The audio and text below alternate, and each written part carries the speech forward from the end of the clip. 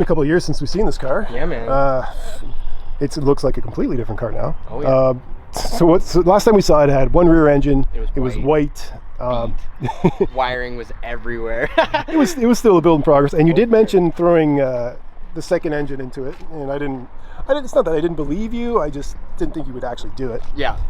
And you did. Yeah, it did happen. So basically, a rear engine swapped it, and that's a whole story in itself. But once it was rear engine swapped, everything was there to bolt one back into the front. So I was like, what's the worst thing that could happen, right?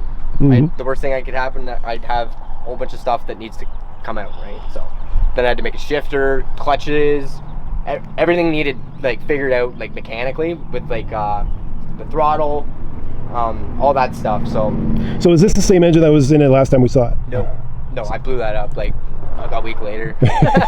Okay, so this is still a 2.5? Correct, yeah, it's 2.5. It's got 8.5 compression.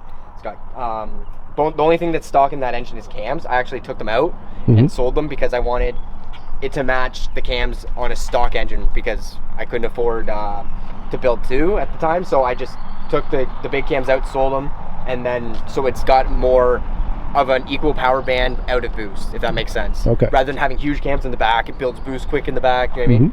So I got them all as close as I could, but on the front engine, I've got higher compression and bone stock. That's going to be changing in the near future. I've got rods and pistons coming, so we're chasing that 1,000 horsepower goal. Right. So the front engine is actually a KLZE. Correct. Okay, and this is a USDM. This is also a ZEDI. Okay, this is also a ZEDI. Yep, ZEDI head, ZEDI block. Literally, it was a ZEDI. Taken apart. I see. Decked and honed block, pistons, rods. But in theory, for me, it makes it a ZEDI when it's 10-to-1 compression. Yes. This one's 8.5. So it's hard to say what to call it. It's literally Frankenstein, like. You want the lower compression for boost, so. Yeah. Oh yeah. Okay, so we went through. So it's basically the same build for getting the engine into the back. We went through that in the last video. Right. Obviously, putting the front engine in was what did you have to do up front to make that? If you want to. Yep. So in the front, basically bolted right in like stock because this is a factory engine swap you can do because this is a Ford engine that came in probe, so it's a easy bolt on. The only difference between the Ford probe is the cross member, but that's easy obviously. But I made the turbo pipes easy so I can get it out. Stupid simple. I just made it stupid simple right away because I know I blow things up regularly and I'm proud of it. Okay, so the biggest question everybody's going to have is how does the transmission work? Because you got two engines in one hand, so correct. How did you make this work? The front I did last, so I needed to make a linkage for the rear engine. I've previously made one like when I drove you, but literally it was a mock-up, but it worked and I never touched it. But I wanted to make everything more rigid, so I used, instead of 16th inch tube, I used like 3 16-inch tube. Okay. So it doesn't have any flex because underneath the car it's got to go backwards. So here's the shifter. It's got to go backwards around the oil pan and engine in headers and then turn back around. So it's literally a shape of this. It goes back and then loops around because the engine and transmission didn't change orientation. So like this one, the fork is pointing back towards the shifter, but in the back engine it's pointing towards the bumper. So I literally had to go around. So once I figured that all out, I used the same geometry because the pendulum, it literally rocks like this rather than perfectly straight because it's got to go around, right? So I had a 2-inch difference between the actual pendulum, and I also did that here.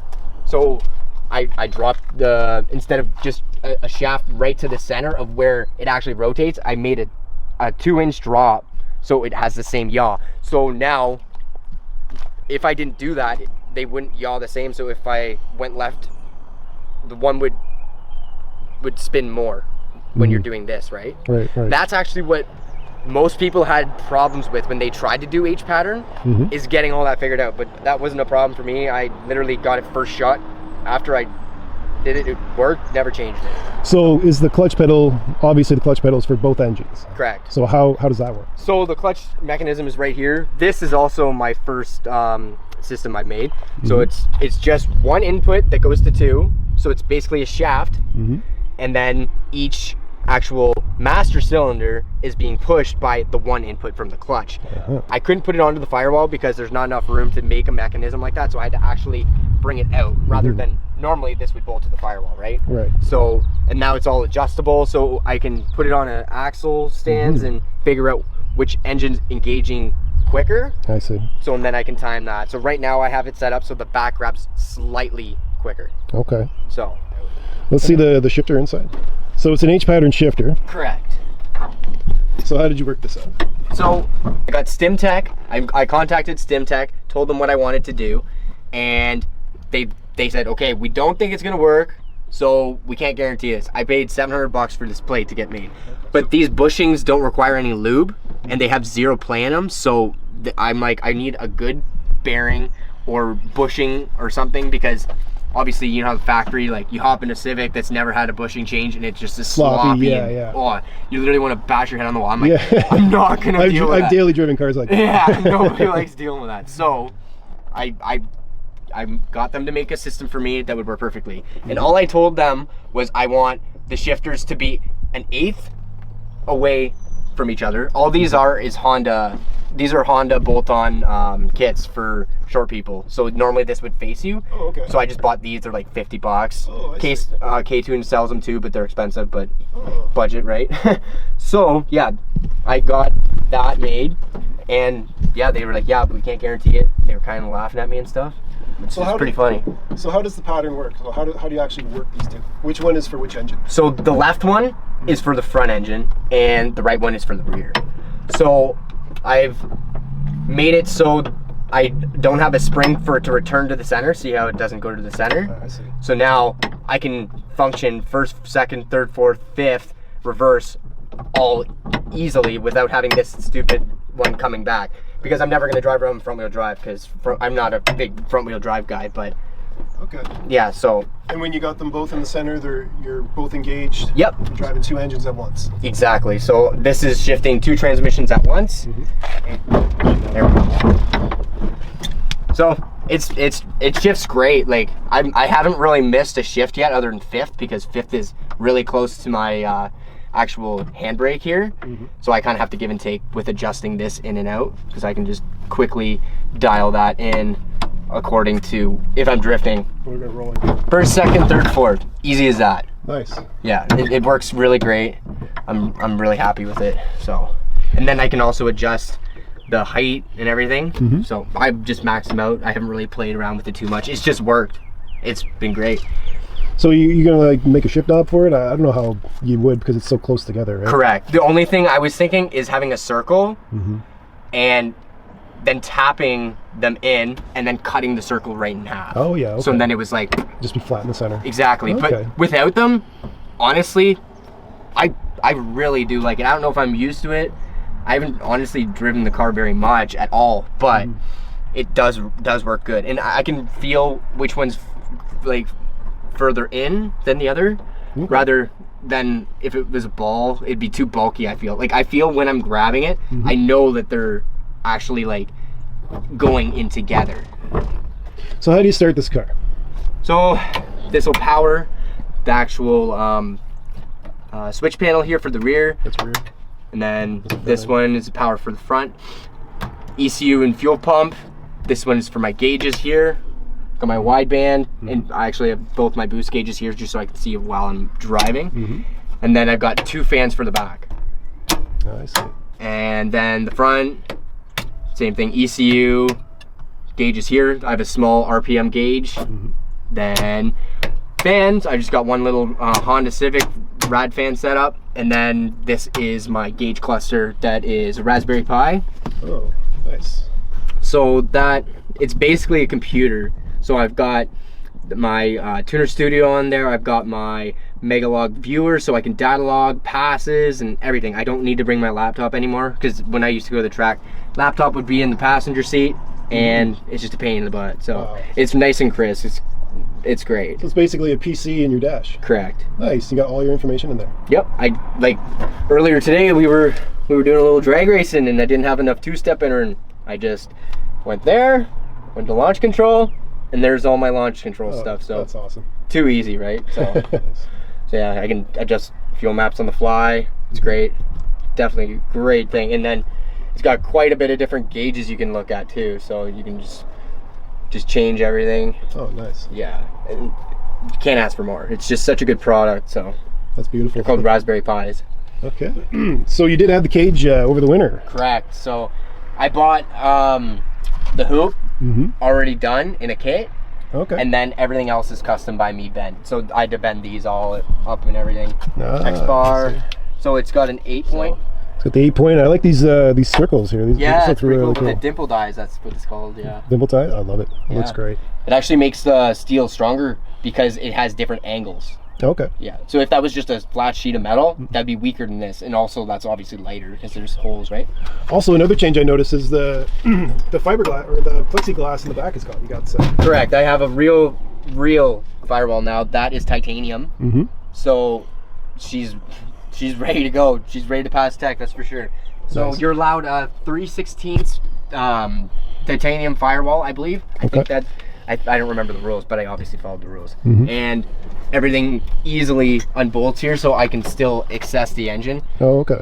And just because I can't get my actual clutch.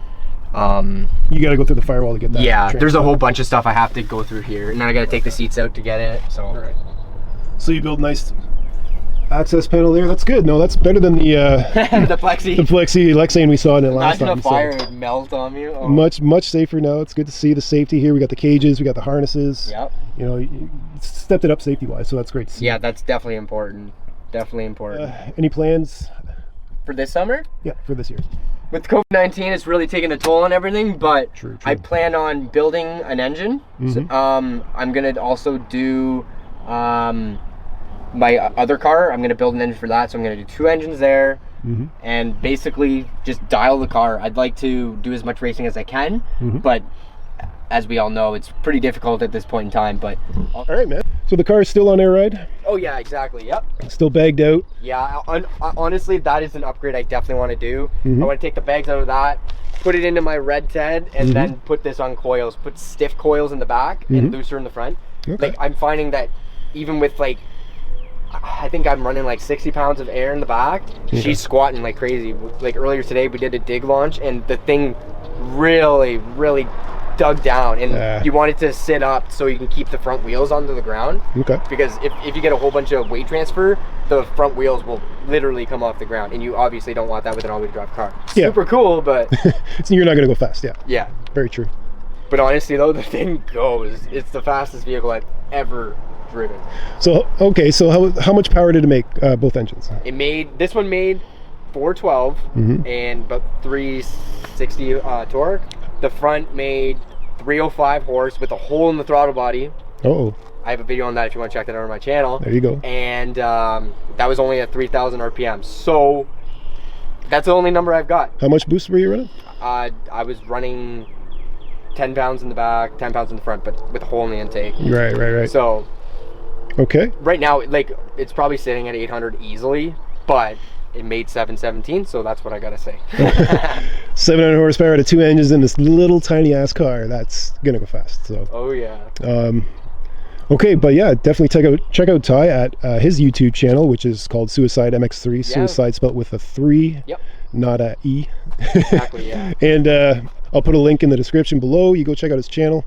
And basically his channel is full of everything about this car. This entire build is on his channel if you want to know more about it. I have DIY cage building. I have DIY wiring. I have DIY everything for budget. DIY engine building. That's where I'm actually working on right now. I'm lapping heads and everything. So I've got literally full videos. They're still entertaining and get the job done. Get you learning. It's good, man. Yeah, I've been watching your stuff. It's pretty interesting to see this car come together. So. Yep. But hey, thanks for showing us today. Thanks for ripping it, and thanks for going through, showing us your very unique build, man. This thing's the craziest thing I've ever seen, actually. That's real, man. Like you've been around the world with all the cars, man. I'm dying to see it at the quarter mile, though, man. I can't wait till the season starts. You and me too, buddy. We're gonna see it. Don't worry, we'll cam it up, and we'll get some data out of this thing when she goes down the quarter mile. Oh yeah, she's gonna rip. We'll see, man. All right, dude.